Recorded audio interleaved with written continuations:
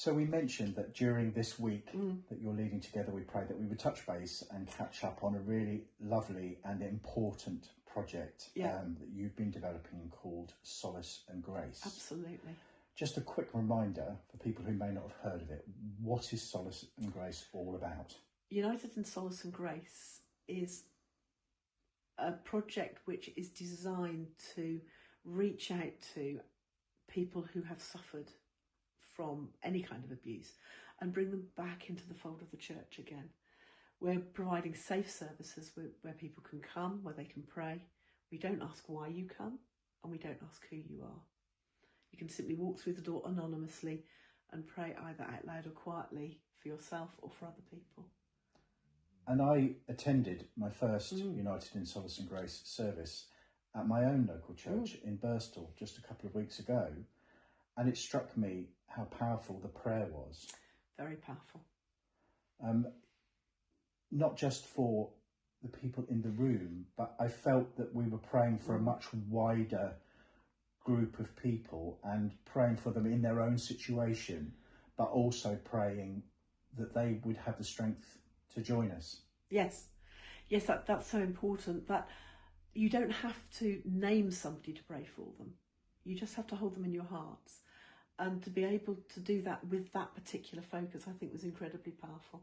It really was. Yeah. It really was. It was a beautiful, very deep experience. And I would encourage people to get involved. But we have got, that things are changing and developing. And you've got an opportunity coming up for next year, I think. We have. It's a really exciting opportunity.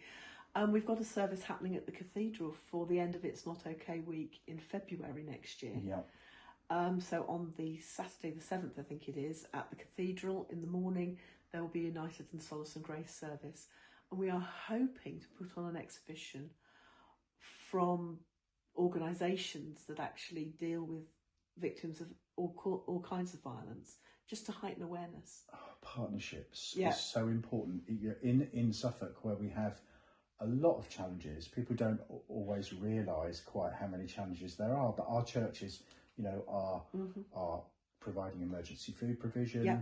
They are looking after people suffering from isolation and loneliness, both in our towns and in the countryside, looking after young mothers and helping them become, with their family situations.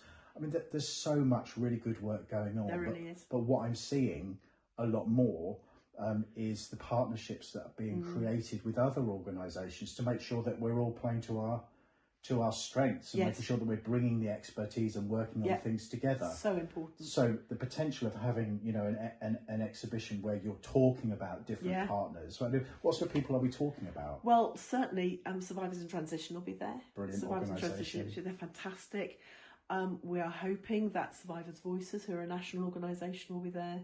We're also hoping that the Mothers Union will be there.